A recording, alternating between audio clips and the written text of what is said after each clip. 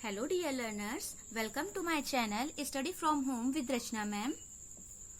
बच्चों, last time मैंने आपको एक्सरसाइज 3.1 स्टार्ट करवा दिया था, जिसका पहला पार्ट मैंने आपको करवा दिया है, यानी कि आधी एक्सरसाइज आपकी कंप्लीट हो चुकी है। अभी हम लोग करेंगे एक्सरसाइज 3.1 का जितने भी क्वेश्चन अभी बचे हुए हैं, यानी पार्ट 2 अब हम लोग कर रहे हैं, ठीक है ना। यानी कि जितने हमारे क्वेश्चन रह गए थे वो क्वेश्चन अब हम लोग इस वीडियो में क्लियर करेंगे। बच्चों, ये जो हमारा एक्सरसाइज है ये पूरा का पूरा डिपेंड है हमारे स्क्वायर की प्रॉपर्टीज पे। जैसा कि मैंने आपको स्क्वायर की प्रॉपर्टीज वाला वीडियो एक बनाया था और उसमें सारी प्रॉपर्टीज बताई थी, है ना। 2 वीडियो बनाए थे, पार्ट 1 में और पार्ट 2 में करके मैंने 2 वीडियो बनाए हुए थे।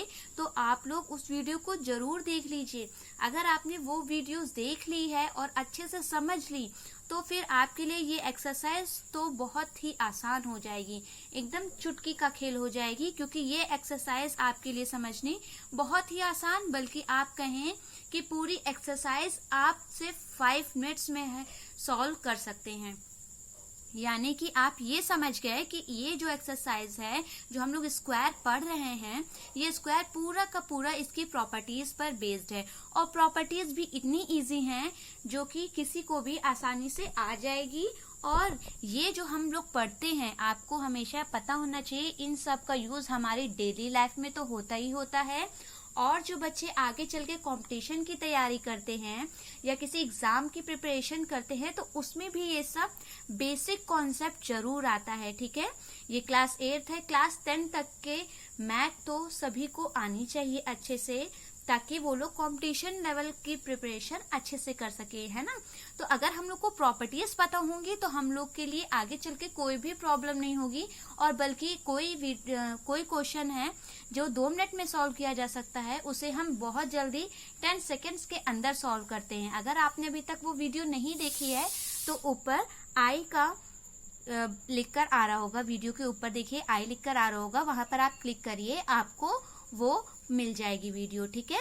वहां पर आप जाकर देख सकते हैं। चलिए हम स्टार्ट करते हैं अपना एक्सरसाइज 3.1 का पार्ट नंबर 2। बच्चों, वीडियो स्टार्ट करने से पहले मैं आपको कहना चाहूंगी कि अगर आप मेरे चैनल पर न्यू हैं तो आप इसे चैनल को सब्सक्राइब कर दीजिए, और सब्सक्राइब करने के बगल में ही एक बेल आइकन आएगा, उसे जरूर प्रेस कर दीजिए ताकि आपको मेरे आने वाले वीडियोस की नोटिफिकेशंस मिलती रहें, ठीक है। और इस वीडियो को अगर अभी तक आपने लाइक नहीं किया है तो सभी लोग इसे लाइक कर दीजिए, और अपने दोस्तों के साथ और इसे अपने रिलेटिव्स के साथ भी ज्यादा से ज्यादा शेयर कीजिए, ठीक है। चलिए स्टार्ट करते हैं एक्सरसाइज 3.1 पार्ट 2। क्वेश्चन हमारा क्या है, without actual addition find the sum of the following numbers. यानी कि आपको एडिशन नहीं करना है, यहाँ पर एडिशन बिना किए आपको बताना है कि इसका सम क्या आएगा, ठीक है। बिना एडिशन किए आप क्या इसका सम बता सकते हैं कि इसका सम क्या आएगा?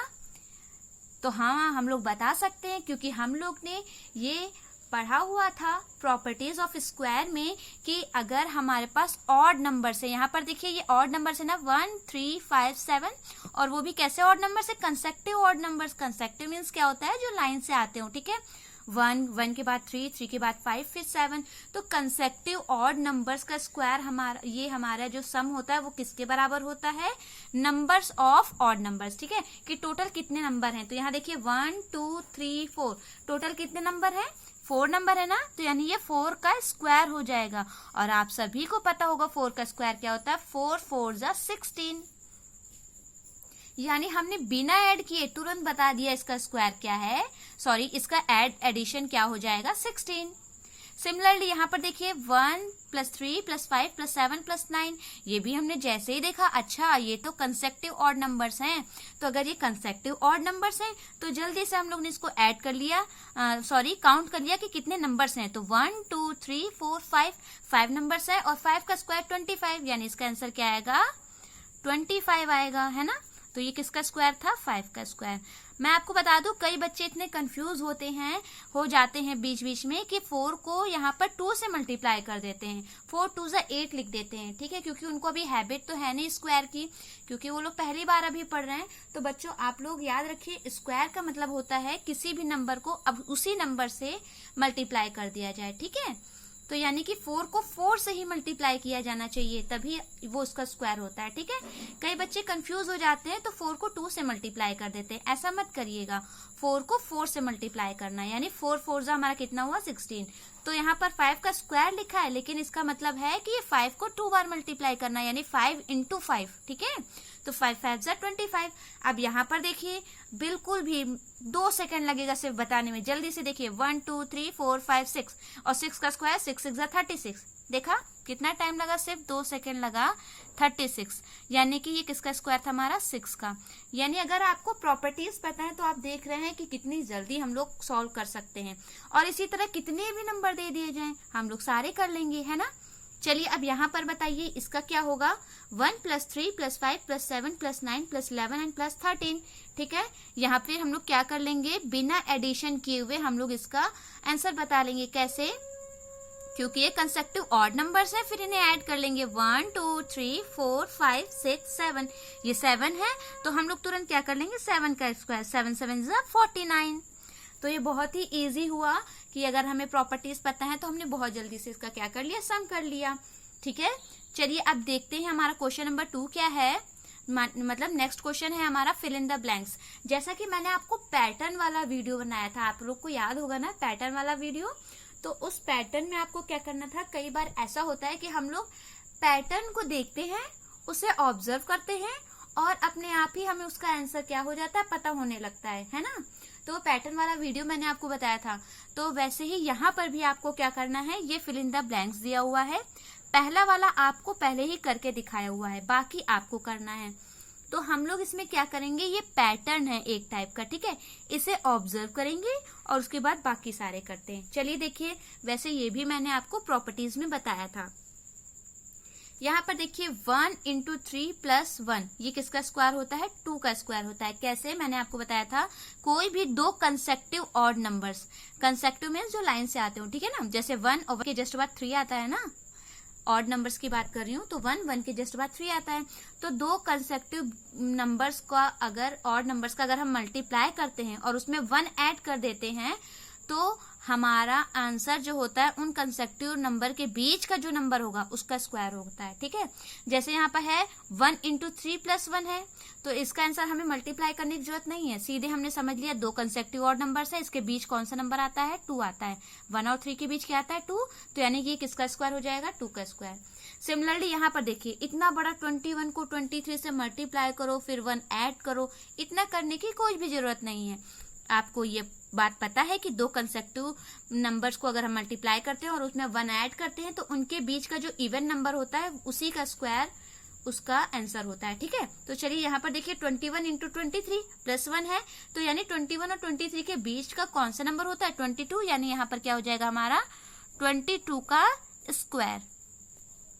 यहाँ पर देखिए 11 × 13 + 1, तो यहाँ फिर से वही हो जाएगा, 2 कंसेक्टिव ऑड नंबर्स है, उनके बीच का इवन नंबर का स्क्वायर ही उसका आंसर होता है। ठीक है, हमें मल्टीप्लाई करने की जरूरत भी नहीं पड़ी और बहुत ही आसानी से हमने पता भी लगा लिया कि इसका आंसर क्या होगा। देखा आपने, 17 × 19 + 1 है, तो फिर से हमने देखा ये 17 है, ये 19 है, तो इसके बीच का आंसर क्या आएगा, 18। तो यहाँ पर क्या आ जाएगा, 18 का स्क्वायर।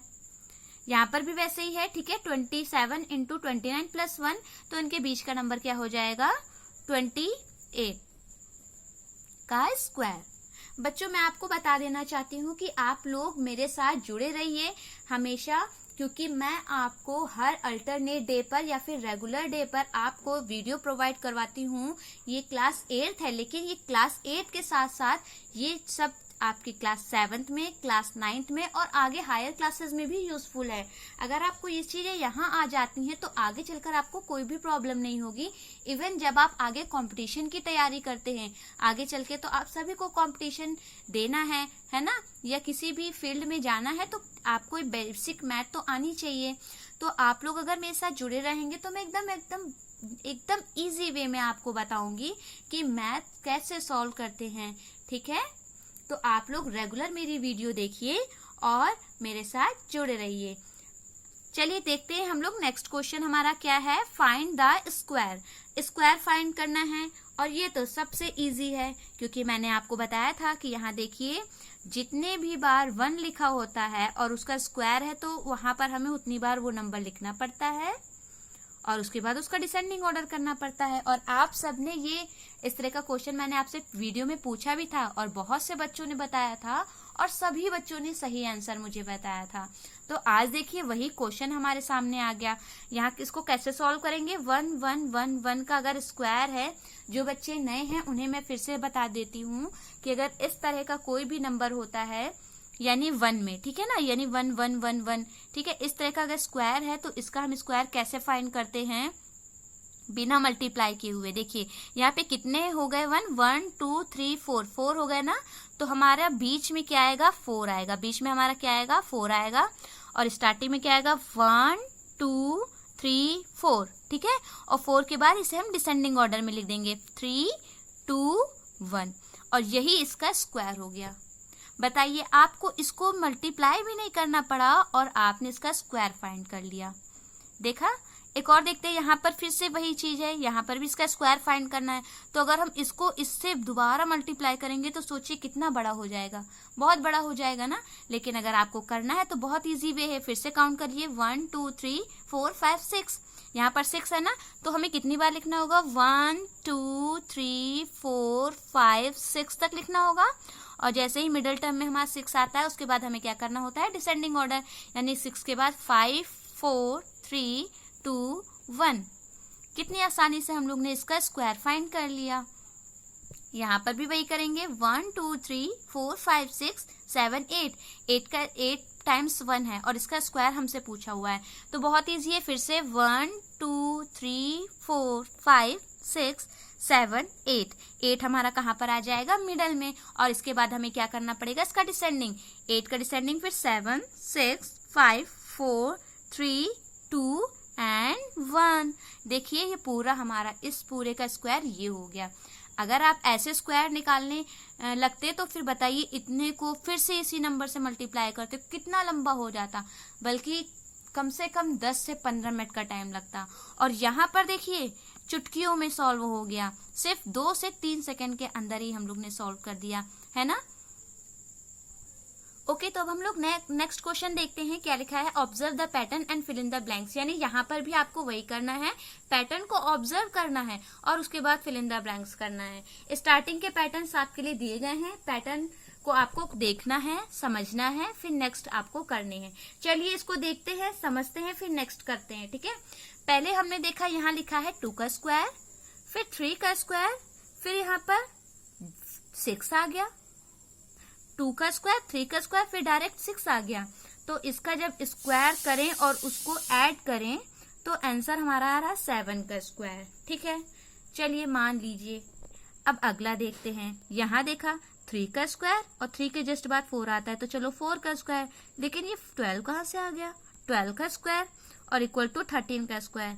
हाँ, यानी एक आइडिया देखिए जरा, यहाँ पर क्या है, 2 का स्क्वायर, यानी 2 के जस्ट बाद नेक्स्ट नंबर हमारा क्या आता है, 3 आता है ना, तो यहाँ 3 का स्क्वायर। और अगर हम इन दोनों को मल्टीप्लाई कर दें यानी 2 3 जा, तो यहाँ क्या होता है 6, और 6 का स्क्वायर अगर हम लोग इक्वल टू करें तो इसका स्क्वायर करके अगर हम उसे ऐड करें तो ये जो नंबर है यानी 6 के जस्ट बाद वाला नंबर आ जाएगा, यानी 7 का स्क्वायर।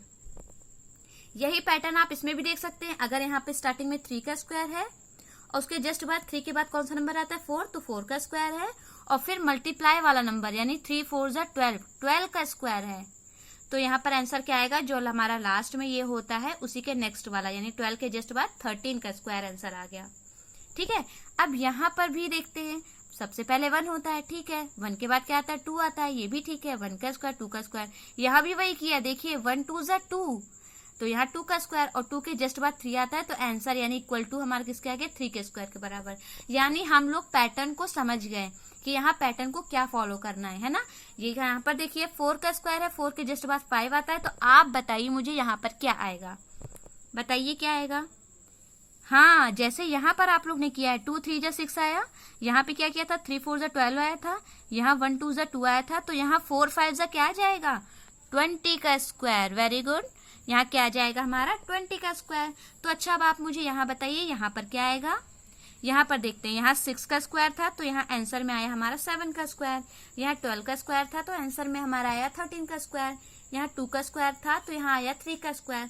यहाँ पर 20 का स्क्वायर था तो यहाँ पर क्या आएगा 21 का स्क्वायर, राइट। अब यहाँ पर देखिए 5 का स्क्वायर प्लस 6 का स्क्वायर, आप बताइए यहाँ पर क्या आएगा। स्टूडेंट, जैसा कि आप सभी को पता है कि मैं आपसे वीडियो के लास्ट में एक क्वेश्चन जरूर पूछती हूँ, तो लेकिन अब से मैं आपसे कभी कभी वीडियो के बीच में क्वेश्चन पूछूंगी और कभी कभी वीडियो के लास्ट में क्वेश्चन पूछूंगी, ठीक है। तो आज मैं आपसे वीडियो के बीच में क्वेश्चन पूछ रही हूँ, यानी ये आपका होमवर्क है, यानी आपको मुझे इसे करके दिखाना है। कमेंट सेक्शन में आपको मुझे इसका रिप्लाई करना है। आपको पता ही है यहाँ पे क्या करना है ना, 4 5 से हमने क्या किया 20, तो यानी यहाँ पर क्या आएगा 5 6 जा, यहाँ जो भी आएगा, ठीक है। और फिर उसके बाद यहाँ पर आपको बताना है कि यहाँ पर क्या आएगा, ठीक है।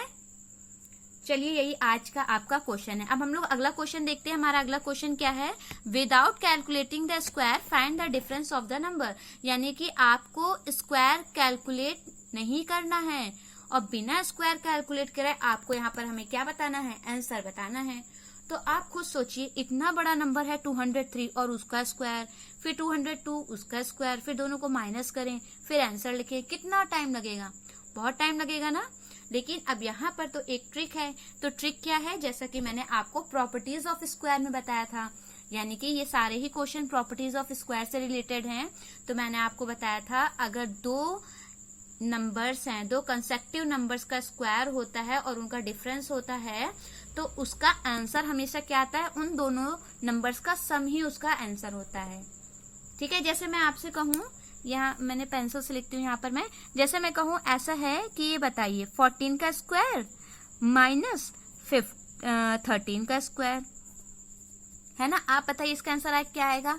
तो मैंने आपको प्रॉपर्टीज वाले में क्या बताया था कि जब भी दोनों के स्क्वायर लाइन से नंबर आए ना, कंसेक्टिव नंबर्स है ना 14 और 13, तो कंसेक्टिव नंबर्स के स्क्वायर का अगर डिफरेंस पूछा जाता है, ठीक है, तो हमेशा इनका सम ही उसका डिफरेंस होता है। यानी 14 प्लस 13 हो जाएगा, कितना हो जाएगा 14 प्लस 13, और 14 और 13 हमारा क्या होता है 27, यानी इसका आंसर 27 हो गया। सिमिलरली वैसे यहाँ भी आपको करना है। तो यहाँ पर देखिए, यहाँ पर है 203 का स्क्वायर और ये है 202 का स्क्वायर, और दोनों का डिफरेंस करना है। तो फिर से वही बात मैंने आपको बताया, दोनों के स्क्वायर का अगर डिफरेंस होता है तो उसके सम के बराबर होता है।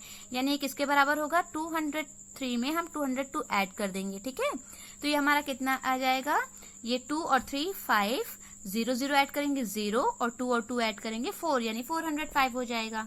सिमिलरली यहाँ पर देखिए 27 का स्क्वायर 26 का स्क्वायर, तो ये किसके बराबर हो जाएगा 27 प्लस 26, यानी कि ये 6 और ये 7 ऐड करेंगे, ये हो जाएगा 13 का 3, कैरी 1 2 2 4 और 1 5, 53 के इक्वल टू हो जाएगा।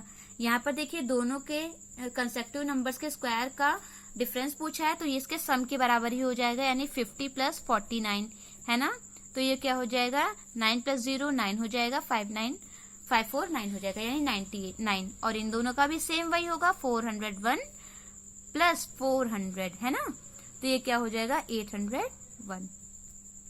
बच्चों, आप सभी को ये समझ में आ गया होगा और मैं आशा करती हूँ कि आप सबको ये सब पसंद भी आया होगा कि आप लोग ने इतने कम टाइम में इतना अच्छे से सीख लिया। तो बच्चों मेरे साथ जरूर जुड़े रहिए। मेरे चैनल को अगर अभी तक आपने लाइक नहीं किया, सब्सक्राइब नहीं किया, तो उसे सब्सक्राइब जरूर कर दीजिए और मेरी आने वाली वीडियोस को देखना ना भूलिए। Okay, thank you.